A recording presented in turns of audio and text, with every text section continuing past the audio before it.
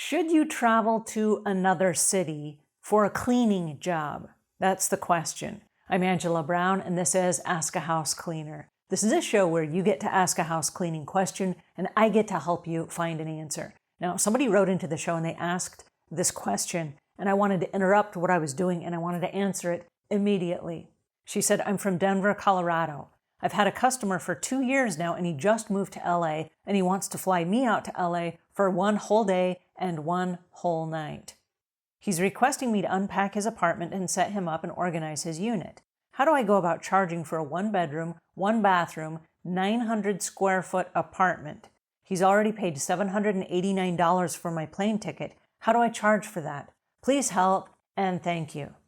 Okay, that's a very interesting question with a lot of facets to it that I couldn't possibly know the right answer. How much do you charge for what? I don't know. I don't know what your rate is. And I don't know what the shape of the apartment is when you get there. Does it need to be cleaned before you get there, or has it already been cleaned and it's just ready for you to unpack and move things in?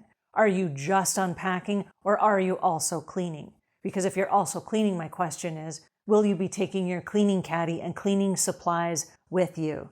Because when you get to California, you won't have any cleaning caddy and no cleaning supplies. So that's my first question. The next question is, what kind of time is involved? You live in Denver, Colorado, and how far away do you live from the airport? So when you talk about how much do you charge, you have to also factor in your travel time, which now you have to go from your home to the airport. You go through security at the airport. You're going to spend an hour, hour and a half at the airport, going through that process from parking to getting inside the airport, going through security, bag check, all that stuff. When you get to the airport in Los Angeles, do you have a ride?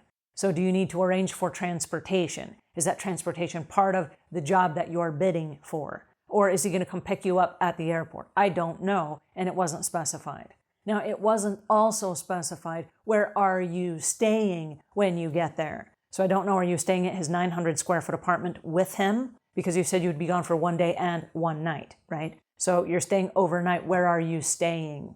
And then my next question is, are you bidding in the price of your stay and the price of your Uber or the price of your taxi or the price of your transportation, whether it's a rental car or whatever? And are you buying cleaning supplies when you get there? Because it doesn't sound like he has any if he's moving. And so is he going to buy them when he gets there? And do you need to stop and go shopping once you get there? So we're talking about a whole day of travel when you get there. That I would bill for that. You're also talking about a day of travel when you get back, because the travel arrangements that you left me, I didn't read them. I left the private information out, but you're going to be traveling in the middle of the day. So then you lose that whole day of travel coming back as well. So that's a little bit of a concern because you have 2 days of travel, 1 on each end, and then you have the day of the job. So you're billing or bidding for 3 days of time. So what are you going to charge?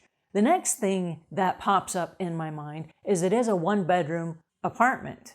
And I'm wondering, are you the only person that is capable and qualified to unpack a 1-bedroom apartment and put things away? Now, in my experience, Google has really fantastic ratings and reviews for companies that are in California that do that very exact thing. My recommendation would be to recommend a company that he can hire. Now, I know he probably likes and trusts you because you've been in his home for 2 years. That said, is there anything else going on that would make him spend almost $800 for an airline ticket to have you fly out to do that, when for $800 he could pay somebody in California that lives there, that's guaranteed, that's insured in California to do that job, right?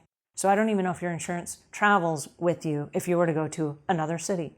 And then my next question is, what happens to you if you're going to a strange city that you don't know your boundaries and you don't know where things are? If you have to go out and get cleaning supplies, do you know where to go? Probably not.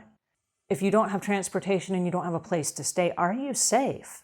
I don't know the guy that's hired you, but I feel really odd about you going to a strange city to do a job when you don't know anyone and you don't know your boundaries and you don't have a place there. You're now a stranger in a strange place. So if you worked for me, I would not let you go on this job.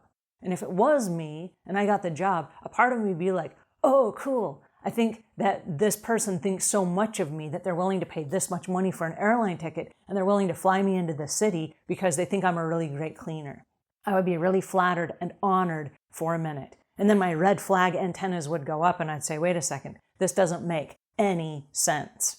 And then I would politely decline the job and say that's just too far. I'm unable to travel that far because it takes 3 days away from my business that I could be billing other customers during that time.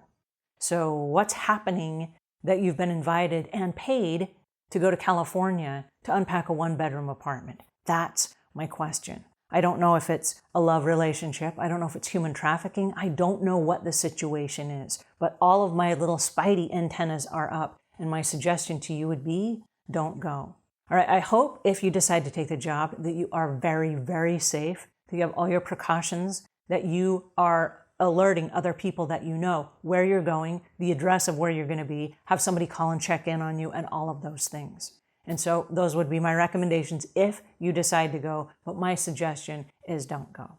All right, if you have a really weird job or a job offer, I want to hear about it in the notes below. I'm sure that lots of you guys have had weird job offers or promises for something that seemed too good to be true.